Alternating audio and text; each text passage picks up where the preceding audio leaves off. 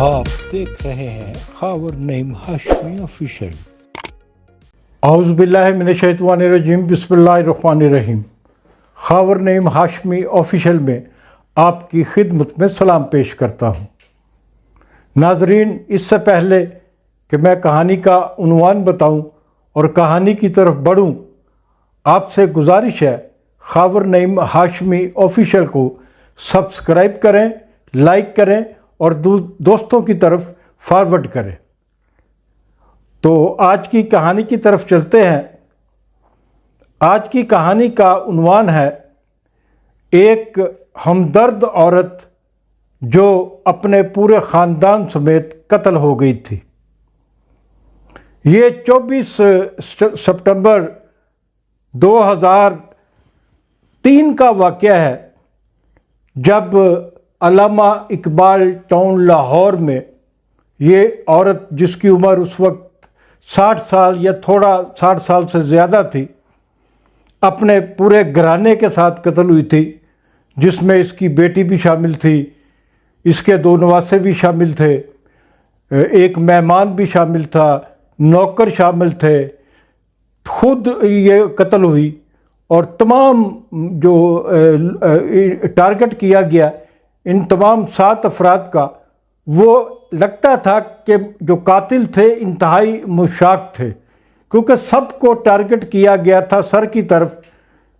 جس کو بھی گولی لگتی رہی وہ وہیں ڈھیر ہوتا رہا۔ اس خاندان کا ایک آدمی بچ گیا تھا جو اس ہمدرد عورت کا بیٹا تھا، اور وہ گھر کی چھت پر سویا ہوا تھا۔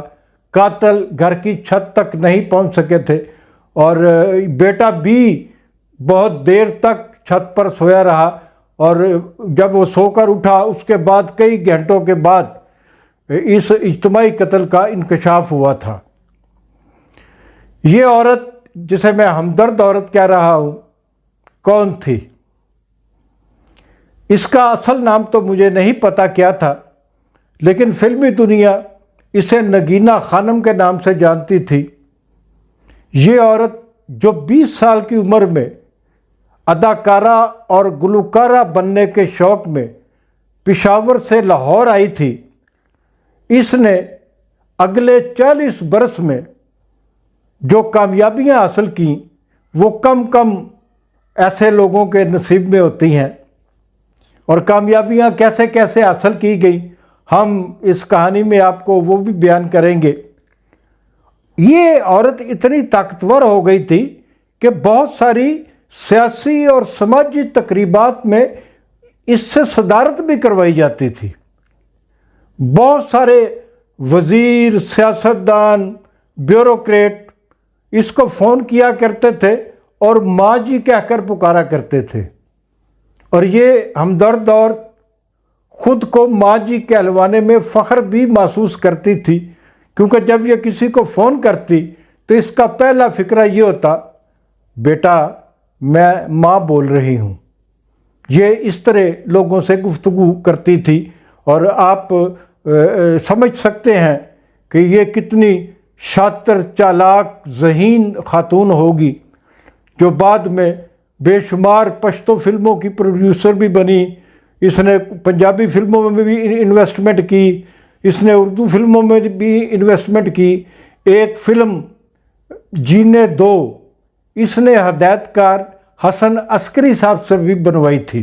تو اس خاتون نے جس گھر میں قتل ہوئی، یہ اس کا اپنا گھر تھا علامہ اقبال ٹاؤن میں، لیکن اس کے علاوہ اس نے موڑ سمن آباد سے تھوڑا سا آگے جا کر ایک کوٹھی کرائے پر لے رکھی تھی، جس کا تہہ خانہ بھی تھا۔ اس تہہ خانے میں درجنوں خوبصورت اور جوان لڑکیاں بند رکھی جاتی تھیں، اور جب کوئی مہمان آتا جس کو وہ بلواتی، ایسی شخصیت، بڑی شخصیت جس کو اس نے نوازنا ہوتا، تو یہ تمام لڑکیاں نیچے سے اوپر آ جاتی۔ انہوں نے قیمتی ملبوسات پہنے ہوتے، بہت اچھا میک اپ کیا ہوتا، اور ایسے لگتا کہ تمام کی تمام فلمی ہیروئنز ہیں.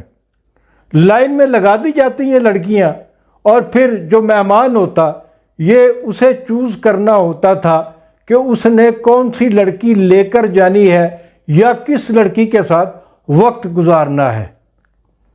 یہ ایک بنیادی دھندا تھا جس سے نواں کوٹ پولیس جو ہے وہ بھی واقف تھی، وہ بھی اس میں انوالو تھی، کیونکہ اکثر پولیس جب ڈیمانڈ یہ پوری نہیں کرتی ہوگی، نواں کوٹ تھانہ کی پولیس جو ہے اس کے گھر میں چھاپا مارتی تھی، اسے اور اس کی لڑکیوں کو، اور وہاں جو گاہک جاتے تھے انہیں گرفتار کر لیا جاتا تھا اور ان کی تصویریں اخبارات میں چھپتی تھیں، لیکن کبھی اس کے خلاف کوئی کارروائی عدالت تک نہیں پہنچی. یہ تمام جو چھاپے ہوتے تھے یہ داخل دفتر ہو جاتے تھے. اس عورت کا یہ آپ پوچھیں گے کہ اتنی لڑکیاں کہاں سے آتی تھیں. اس کا تعلق میں نے بتایا پشاور سے تھا. پشاور سے اور بھی لڑکیاں اس کے پاس آتی تھیں جو ایکٹرس بننا چاہتی تھیں، لیکن اس کے جو ٹارگٹ تھے لڑکیاں گھیرنے کے، اس نے اپنے کارندے رکھے ہوئے تھے. وہ بسوں کے اڈوں پر جاتے، ریلوے اسٹیشن پر جاتے، داتا صاحب جاتے، یا نگار خانوں کے جو دروازے ہوتے ہیں ان کے باہر بھی بہت ساری لڑکیاں نظر آتی تھیں جو گھروں سے بھاگ کر آتی کہ وہ بھی فلمی لائن اختیار کرنا چاہتی تھی، وہ فلم ایکٹریس بننا چاہتی تھی. تو یہ ہمدرد عورت اور اس کے کارندے ان کو جانسا دے کر ساتھ لے جاتے، اور پھر موڑ سمنا آباد والا گھر جو ہے ان لڑکیوں کے لیے رہائش بن جاتا. میں یہاں یہ انکشاف کرنا ضروری سمجھتا ہوں کہ اگر اس نے 200, 400, 500 لڑکیاں اس طریقے سے رکھی ہوں گی 40 سال میں جو اس نے یہ سارا کچھ کیا، کیونکہ 20 سال کی عمر میں یہ لاہور آئی تھی اور 60 سال کی عمر میں اس کا خاندان سمیت اجتماعی قتل ہوتا ہے، تو اس نے سینکڑوں لڑکیاں جو ہیں وہ اپنی پناہ میں رکھیں. لیکن میں کچھ ایسے نام بھی جانتا ہوں جن لڑکیوں نے شہرت کی بلندیوں کو چھوا، جن لڑکیوں نے فلم انڈسٹری میں کروڑوں روپے کمائے. اور کمال کی بات یہ ہے کہ اس نے باری اسٹوڈیو میں ایک فلم اکیڈمی بھی کھول رکھی تھی نگینہ خانم نے، جہاں پر وہ لڑکیوں کو اداکاری کی تربیت دیا کرتی تھی. تو نگینہ خانم کی یہ جو کہانی ہے اس میں بڑے بڑے نازک پہلو ہیں، بڑے بڑے نازک نام آتے ہیں. میں نے بتایا بیوروکریسی، پولیس افسران ہوں یا سول افسران ہوں، اور سیاستدان ہوں، بڑے لوگ ہوں، وڈیرے ہوں، یہ سب لوگ جو ہیں یہ ان کے گاہک ہوا کرتے تھے. اس عورت کی آخری خواہش تھی اپنے اس بیٹے کو فلم کا ہیرو بنانا، فلم لائن میں لانا، جو اس اجتماعی قتل میں بچ گیا تھا چونکہ وہ چھت پر سویا ہوا تھا. اس عورت نے اپنے بیٹے کو فلمی ہیرو بنانے کے لیے کتنے لوگوں کو نوازا، کتنے لوگوں کو کیا کیا بخشا.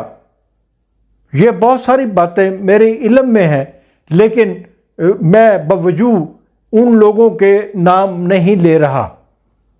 میں آپ کو صرف یہ بتا رہا ہوں کہ جس بیٹے کے لیے اس نے بہت تگ و دو کی کہ فلم لائن میں آ جائے، وہ ماں کے مرنے کے بعد فلم لائن میں تو آیا. اس کو ماں کی بے شمار جائیداد بھی ملی ہوگی، پیسہ بھی ملا ہوگا، ایک بڑا گھر جو علامہ اقبال ٹاؤن میں تھا وہ بھی اس کی ملکیت ہو گیا اکیلے آدمی کی، اور اس نے چھوٹے چھوٹے رول ادا کیے. پھر اس نے سنا ہے کوئی ذاتی فلم بھی بنائی جو 1 دن یا 2 دن چلی تھی اور فلاپ ہو گئی تھی. تو ناظرین، یہ تھی آج کی ایک کہانی فلم لائن سے منسلک، کہ فلم لائن میں کیسے کیسے لوگ بھی آتے ہیں، مرد بھی ہوتے ہیں، خواتین بھی ہوتی ہیں. اور اس مقتولہ جو خاندان سمیت قتل ہو گئی، اس کی آخری فلم تھی مہدی والے ہاتھ سید نور صاحب کی یہ فلم تھی، اور میرا خیال ہے کہ سید نور صاحب نے اس فلم میں نگینہ خانم کو سائمہ بیگم کی درخواست پر یا ان کے کہنے پر کام دیا ہوگا۔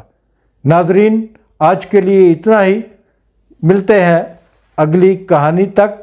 خدا حافظ۔ خاور نعیم ہاشمی آفیشیل کو سبسکرائب کرنا مت بھولیے گا۔ Thank you.